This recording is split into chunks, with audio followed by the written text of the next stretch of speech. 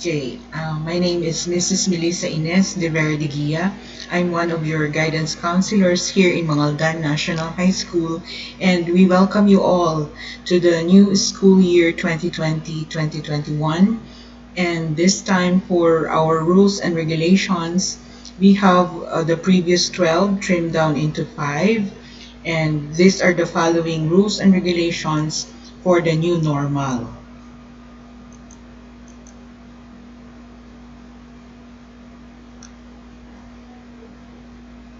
Our basic rule: at no time shall a student learner 21 years old and below will come and visit the school for any academic activity during the entire duration of this school year 2020-2021 until and unless the learner has availed of anti-COVID-19 vaccine shot. This was actually discussed by our President Duterte when he discussed with his cabinet members some of what he wanted to happen during the new normal. And so to protect the youth from contracting the disease, face-to-face interaction in our Department of Education as well as the CHED or the Commission on Higher Education, uh, he told them and it was mandated that until and unless there is a vaccine discovered for the anti-COVID, then there will be no face-to-face. So 21 years old and below students, bawal muna po kayong pumasok sa ating paaralan. Kakaiba ito dahil noon, kailangan pumasok ka araw-araw. Pero sa ngayon, hindi ka muna pwedeng bumisita dito sa ating paaralan. So kung meron kayong gustong kunin, ang inyong mga forms, guidance certificates, or results ng inyong NCAI, maaring pumunta muna sa magulang, guardian, auntie, uncle, ate, kuya na 22 years old na pataas para siya ang kumuha para sa inyong mga pangangailangan. Next rule, our rule on attendance. So, bagaman hindi kayo papasok sa paaralan, the learner's attendance will be checked by each subject teacher upon completion of activity or activities and or evaluation of tasks after attending online class, submission of module, and or completion of performance. So, in other words, hindi po kayo papasok sa paaralan pero kayo ay papasok sa inyong mga tahanan na mache-check din po ng attendance ng inyong mga respective subject teachers. Paano?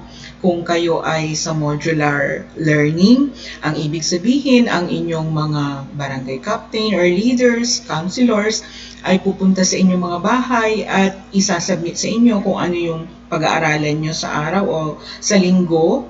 At ito ay kukunin ulit sa inyo at ibabalik sa paaralan para ito ay ma-check ng teacher. So, kung ang inyong modules ay kompleto, ibig sabihin niyan ay kayo ay nagkaroon ng oras para sa inyong pag-aaral. Kung kayo naman ay pupunta sa ating online learning module or ating remote instruction medium na internet o computer, or gadget gaya ng inyong mga cellphones, ang mangyayari ay kayo bilang na kapanood ng klase ay pwede pa rin ma-check ang attendance ng inyong mga guro dahil meron din kaakibat na evaluations, modules, or learning materials na inyo din ulit kukumplituhin at isasubmit kay teacher para ito na ang magsilbing inyong attendance. Sa second rule natin, ang ating pangalawang rules and regulations sa ating paaralan ay giving importance of time or to time. So, being on time for teaching, learning sessions, and proper time management during the course of online or digital platform classes, submission of outputs for modular and other blended learning outcomes should also be submitted on time. So, kung kayo ay nasa online teaching learning mode, ibig sabihin lamang yan ay kung sinabi halimbawa na synchronous, meaning at ganitong oras, 8 o'clock or 9 o'clock, kayo ay dapat naka-online na para i-meet si teacher. sana 8 o'clock or bago mag 8 o'clock, andun na kayo mga 5 or 10 minutes before.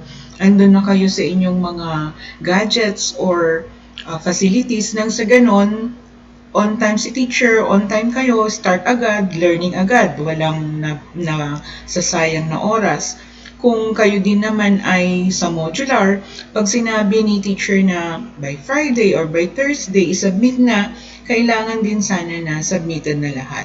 Nang sa ganon, pag napag-aralan nyo na-check ni teacher na tama kayo, natutunan nyo na, kabisado nyo na, then next lesson, wala ding masasayang na oras. So, respetuhin natin ang oras ng bawat isa. Third, ang ating pangatlong rules and regulations ay ang integrity and honesty. So honesty and integrity will be given the highest value in the face of unseen and unsupervised learning from home modality. Parents and tutors must see to it that learners get their own tasks done. So ibig lamang sabihin nito, parang ganito sa classroom setting na pag may quiz, may test, bawal mag-cheat, bawal tumingin sa papel ng katabi, bawal magkaroon ng kodigo, modular na nga, online na nga. So, parang pare-pareho tayo ng pace ng pinag-aaralan. It means na kapag ginawa mo sa sarili mo ang iyong trabaho o ang inyong assignments, ibig lang sabihin yan ay nagpapakatotoo kayo sa inyong sarili. So, meron kayong integrity. Ngayon, kung halimbawa gusto nyong makaangat, halimbawa gusto nyong kayo lang yung may highest points at nagkaroon kayo ng chance na magtanong or halimbawa ay may ginamit kayong cellphones or nag-group work kayo sa isang individual work dapat. So, sa palagay mo ba, by the end of this grading period, naging honest ka sa sarili mo o dinaya mo lang ang sarili mo? So, still, kailangan po nating maging honest. So, tutulungan ko kayo ng inyong mga magulang. So, bakit pa? No? Wala nang need para mag-cheat pa. So, ang bilin din natin sa mga magulang at sa inyong tutulong sa inyong mga tutors, kailangan bigyan natin ng independence ang ating mga learners na gamitin nila ang sarili nilang skills, kakayahan para masolusyonan ang mga ginawa o prepare na learning materials para sa kanila. At sa ating fourth rule and regulations, ito yung coordination and linkage. So, kailangan learners are encouraged to be responsible in communicating and coordinating with learning teaching providers, teachers. Be proactive, ask questions, help for a more effective and engaging academic discourse. So, ibig lamang sabihin nito, maki-coordinate kayo sa inyong mga advisors, no, subject teachers. Pag may na-miss kayo, halimbawa, nakatulog kayo or nagkaroon ng emergency, hindi nyo na meet ang inyong online class. So, be responsible enough, tawagan si teacher or i-text si classmate at alamin kung ano ang na-miss, no? Be proactive, ibig lamang sabihin nito, kayo ay kailangan manggaling sa inyo kasi gaya nito na nasa malayo kayo, nasa bahay kayo, si teacher nasa bahay din niya, paano kayo magkakaalaman ng pangangailangan ng bawat isa? So, kailangan ko na yung module mo, sasabihin ni teacher, paano hindi mo na i-submit. So, anong gagawin? So, maki-coordinate sa inyong barangay officials para ito ay submit. At humingi ng palugit. Halimbawa, ma'am, hindi ko po natapos kasi ganito. Pwede po bang i-submit sa ganitong araw? O pwede po bang ipahatid na lang dyan sa inyong bahay? O maraming paraan para magkaroon ng koordinasyon. So, sana maging cooperative, link with your teachers and subject teachers as well as your advisors. Nang sa ganon, matulungan kayo. And the last one, na sa fifth rule and regulation natin, sa resiliency and adaptation. So, ano bang ibig sabihin ng resiliency? Ito ay ibig sabihin ay bounce back. The way you adjust, no? And then you adapt, you cope with the loads. So, besides your academic responsibilities, gaya ng sinabi kong modular, performance, mga quizzes, assignments, mga exams, yan ay mga academic responsibilities. Napaka-importante din ang self-care, no? Learners are strongly encouraged to build their immune system, that's your defense system, from any sickness through proper diet, exercise, sanitation, and proper anti-COVID-19 protective practices. Ano ba ang mga ito? So again, stay at home. Huwag pupunta kung saan-saan. Huwag mag-basketball muna. No? Washing of hands. Wearing your face mask at all times, lalo na kung kayo ay lalabas. Most importantly, to maintain positive mindset and always pray for better times ahead. So, pagpalagay na natin na nangyari ito, so forever ba ito? Wala bang hangganan? Meron. So, let's build that hope, maging positibo sa ating pananaw. Mag-i-end din ito. Soon, kita-kita rin tayo ng inyong mga kaibigan, mga teachers, yung mga mentors, kami na inyong mga guidance counselors, magkikita-kita rin tayo.